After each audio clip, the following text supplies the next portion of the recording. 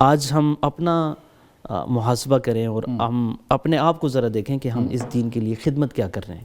اللہ رب العزت نے ہمیں کتنی قیمتی زندگی دی ہے۔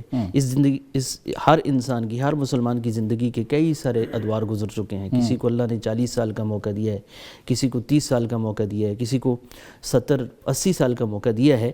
ان 70-80 سالوں کے اندر بھی ہم نے ایسے مسلمان ہمارے پاس نہیں ہیں جنہوں نے ساری زندگی صرف اور صرف اللہ کے دین کی خدمت کی ہو۔ مفتی صاحب یہ ارشاد فرمائیے کہ سوشل میڈیا پہ جو ہمارے لوگ ایک دوسرے کو کافر مشرک کہتے ہیں یا فتوے دیتے ہیں ایک دوسرے کے خلاف، تو اس سے اسلام کا جو تشخص ہے اس کو دنیا میں کتنا نقصان پہنچ رہا ہے؟ سر پروفیسر صاحب، مسلمان کی زندگی کا ایک ایک لمحہ اتنا قیمتی ہے سر کہ ساری دنیا کی دولتیں اور خزانے اس کے مقابلے میں کوئی قیمت نہیں رکھتے۔ ٹھیک۔ اللہ کے نبی صلی اللہ علیہ وسلم کی سیرت طیبہ کے بارے میں آتا ہے جی کہ اللہ کے حبیب صلی اللہ علیہ وسلم جب صبح میں اٹھتے تو یہ دعا پڑھتے، الحمدللہ الذی آتانا یومنا ھذا ولم یہلکنا بذنوبنا۔ سر اے اللہ تیرا شکر ہے کہ تو نے ہمیں آج کا دن عطا کیا ہے واہ، اور ہمیں ہمارے گناہوں کی وجہ سے تو نے ہلاک نہیں کیا۔ سبحان اللہ سبحان اللہ۔ اب دیکھیے، یہ ایک اللہ کے حبیب صلی اللہ علیہ وسلم ہے جو اپنی زندگی کے اندر ایک دن کو دیکھ کر کے اتنے خوش ہوتے ہیں واہ، کہ آج کے دن میں اسلام کی اتنی خدمت کروں گا، اتنے لوگوں کو دین کی دعوت دوں گا، اتنا علم جو میرے سینے کے اندر محفوظ ہے وہ میں دوسروں کو سکھاؤں گا۔ ٹھیک۔ اللہ کے نبی صلی اللہ علیہ وسلم کے پاس تو یہی تھا۔ اسی طرح آپ صلی اللہ علیہ وسلم کے صحابہ کو دیکھیے، انبیاء اکرام، بہت سارے انبیاء ایسے ہیں کہ جن کو ناحق شہید کیا گیا، قتل کیا گیا، بالکل ٹھیک، آروں سے چیرا گیا، بالکل ایسے۔ اور انہوں نے پھر بھی دین کی خدمت کے لیے کوئی کسر نہیں چھوڑی، بلکہ آخری دم تک، آخری سانس تک وہ دین کی خدمت کرتے رہے۔ بالکل ایسے۔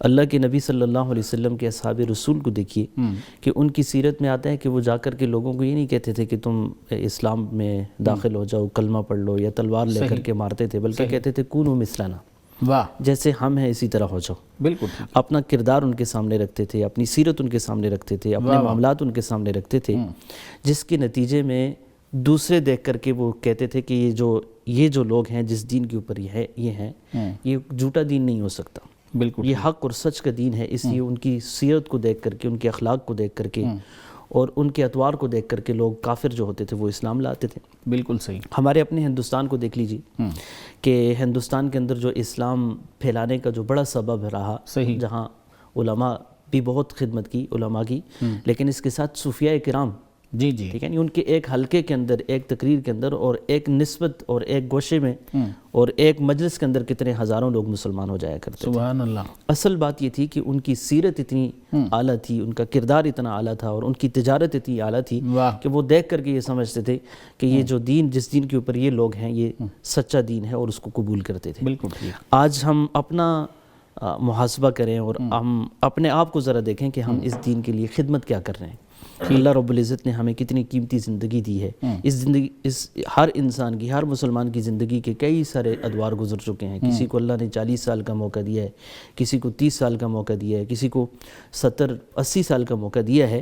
ان 70-80 سالوں کے اندر بھی ہم نے ایسے مسلمان ہمارے پاس نہیں ہیں جنہوں نے ساری زندگی صرف اور صرف اللہ کے دین کی خدمت کی ہو۔ عجیب لگتا ہے جبکہ مسلمان کی زندگی کا اتنا عظیم ایک ایک لمحہ قیمتی ہے کہ وہ اس دین کو پھیلانے کے لیے اپنا کنٹریبیوشن پیش کرے، اپنا حصہ لگائے، جائے کہ وہ اپنے رویے کے ذریعے دوسروں کے لیے اسلام سے دوری کا سبب بنے۔ یہ بات تو سوچی نہیں جا سکتی۔ بالکل صحیح۔ تو بطور مسلمان جو ہمارا رویہ ہے آج کے دور کے اندر، ایک دوسرے کو کافر کہنا، اپنی جو شخصی زندگی ہے، اسی طرح جو تمدنی زندگی ہے، تو ساری اس رویے سے جو ہے وہ غیر مسلموں کو بہت نقصان ہو رہا ہے۔